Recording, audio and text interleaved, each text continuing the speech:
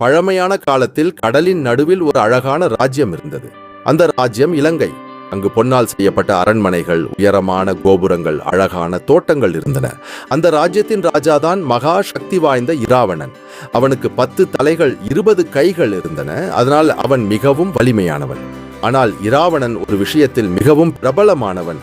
அவன் பெரிய சிவபக்தன். இராவணன் ஒரு அரக்கன் மட்டுமில்லை, அவன் மகா முனிவர் விஸ்ரவாவின் மகன். அவனின் அம்மா கைகேசி. இராவணனுக்கு 2 சகோதரர்கள் இருந்தார்கள், கும்பகர்ணன் மற்றும் விபீஷணன், மற்றும் ஒரு சகோதரி சூர்பனகை. இவர்களில் விபீஷணன் நல்ல மனம் கொண்டவன். ஆனால் இராவணன் சிறு வயதிலிருந்தே மிகவும் பெருமை கொண்டவன். இராவணன் சிறு வயதிலேயே மிக பெரிய சக்தி பெற விரும்பினான். அதற்காக அவன் கடுமையான தவம் செய்தான்.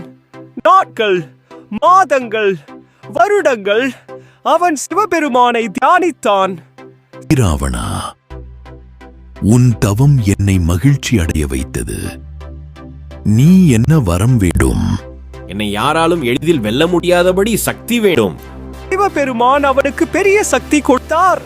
அந்த வரத்தால் இராவணன் மிகவும் சக்தி வாய்ந்தவனானான். அவன் இலங்கையை ஆட்சி செய்தான். இலங்கை அப்போது உலகிலேயே மிகவும் செழிப்பான நாடாக இருந்தது. அங்கு பொன் அரண்மனைகள், பெரிய படைகள், புத்திசாலி அறிஞர்கள் எல்லாம் இருந்தது. இராவணன் ஒரு பெரிய இசைக்கலைஞன் கூட.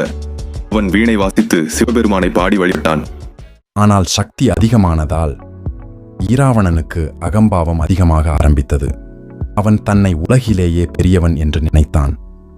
ஒரு நாள் அவன் தனது புஷ்பக விமானத்தில் உலகம் முழுவதும் சுற்றினான். போது அவன் அயோத்தியா நாட்டின் இளவரசன் ஈராமன் பற்றி கேட்டான்.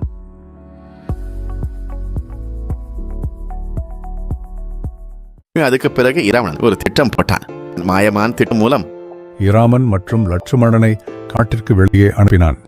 போது அவன் சீதையை கடத்தி இலங்கைக்கு கொண்டு சென்றான். இதுதான் பெரிய போருக்கு காரணமானது. ஒரு நாள் இராவணனின் சகோதரி சூர்பனகை காட்டில் சென்றாள். அங்கு அவள் ஈராமனையும் லட்சுமணனையும் பார்த்தாள். அவள் ஈராமனை திருமணம் செய்ய விரும்பினாள். ஆனால் அது நடக்கவில்லை. இதனால் அவள் கோபத்தில் ஈராவணனிடம் போய் சொன்னாள். அண்ணா, ஈராமன் என்னை அவமானப்படுத்தினார். அதை கேட்ட ஈராவணன் மிகவும் கோபமடைந்தான். இலங்கையில் பெரிய போர் நடந்தது. அந்த போரில் பல வீரர்கள் போராடினர். கும்பகர்ணன் போன்ற பெரிய வீரர்களும் அதில் பங்கேற்றனர். இறுதியில் இராமன் மற்றும் ஈராவணன் நேருக்கு நேர் போராடினர். இந்த போர் மிகவும் கடுமையானது.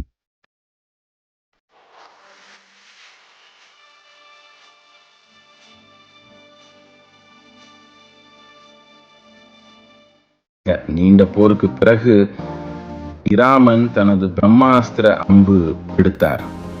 அது இராவணனை வென்றது. இராவணன் தரையில் விழுந்தான். அவன் இறக்கும் முன் இராமன் அவனை ஒரு பெரிய அறிஞன் என்று மதித்தார். சீதையை இழந்த இராமன் தனது தேடலை முடிக்க வீஹாயை வலியுறுத்த himself. அவரது பாதையில் சுக்கிரீவன் மற்றும் அனுமன் ஆகிய மிகச் சுத்தமான மித்திரர்கள் சேர்ந்தனர். முழு வானர படையுடன் அவர்கள் கடலைக்கு எதிராக முன்னேறினர். கடல் முன்பாகி இருந்தாலும் இராமனின் வாக்குறுதியை எதிர்க்க முடியாது. வானரப்படை கடலில் ஒரு பாலம் கட்ட ஆரம்பித்தது. ராமசேது பாலம் முழுமையாக கட்டப்பட்டது. இலங்கைக்கான பயணம் தொடங்கியது.